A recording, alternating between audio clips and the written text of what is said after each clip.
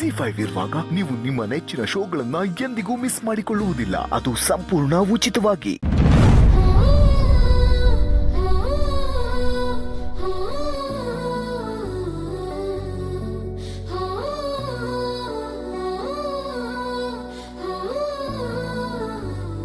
ಇದೇನ ವಸನ ಒಂದು ವಾರಕ್ಕಾಗೋದ್ನ ಒಂದೇ ದಿನಕ್ಕೆ ತಂದಿದೀಯಾ?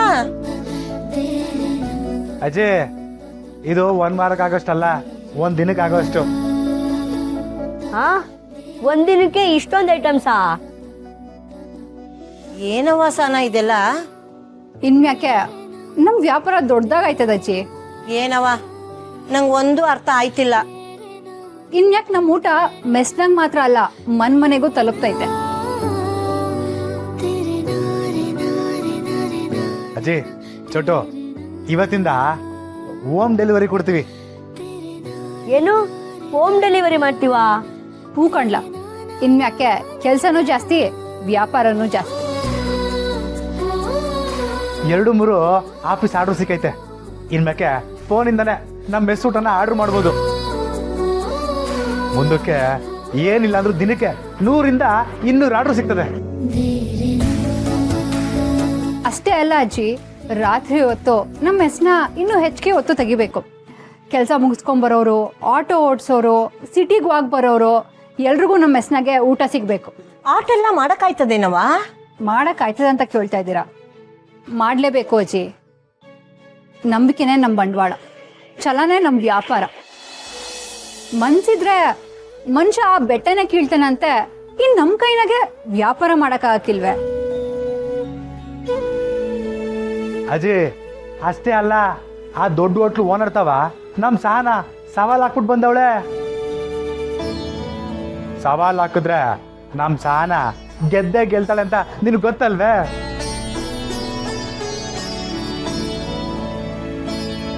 ಅಜಯ್, ಅವಳ ಹಠ ತೊಟ್ರೆ ಬಿಡೋ ಮಾತೇ ಇಲ್ಲ.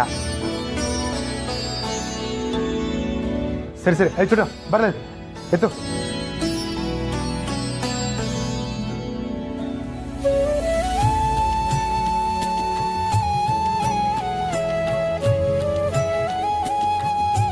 ಕೆಂಪಣ್ಣ, ರಾಜಣ್ಣ, ಕೇಳಿಸ್ಕೊಳ್ಳಿ, ಇನ್ಯಾಕೆ ನಮ್ಮ ಮೆಸ್ನಾಗಿರೋ ಊಟ ನಿಮ್ಮ ಮನೆಗೂ ತಲುಪ್ತೈತೆ. ಯಾರು ಏನ್ ಬೇಕೋ ಮನೆಯಿಂದನೇ ಕುತ್ಕೊಂಡು ಆರ್ಡರ್ ಮಾಡ್ಬೋದು. ಅಣ್ಣಂದಿರ, ಅಷ್ಟೇ ಅಲ್ಲ, ರಾತ್ರಿ 11 ಗಂಟೆವರೆಗೂ ನಮ್ಮ ಮೆಸ್ ಓಪನ್ ಇರ್ತದೆ.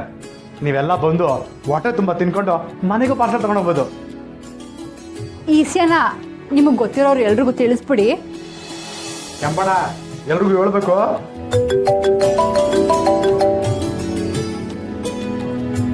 ಅಲ್ಲೋ, ಓ, ನಾವು ಮೆಸ್ನವ್ರೆ ಹೇಳಿ. ಒಂದು ನಿಮಿಷ ಚೋಟು, ನಮಗೆ ಮೊದಲನೇಕಿಂತ ಡೆಲಿವರಿ ಮಾಡೋ ಆರ್ಡರ್ ಗೊತ್ತೈತೆ. ಬಾ, ಎಲ್ಲ ರೆಡಿ ಮಾಡ್ಕೊಳಮ್ಮ. ಸರಿ ಅಕ್ಕ. ಅಲೋ, ಹೇಳಿ ಅಣ್ಣ.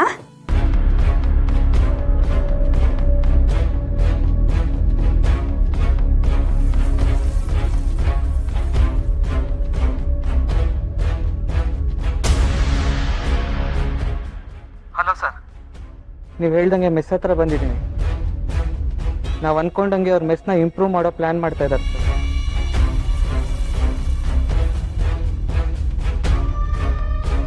ಜಿ5 ಆಪ್ ಡೌನ್ಲೋಡ್ ಮಾಡಿ ಎಲ್ಲಾ ಸಂಚಿಕೆಗಳನ್ನು ಸಂಪೂರ್ಣ ಉಚಿತವಾಗಿ ನೋಡಿ.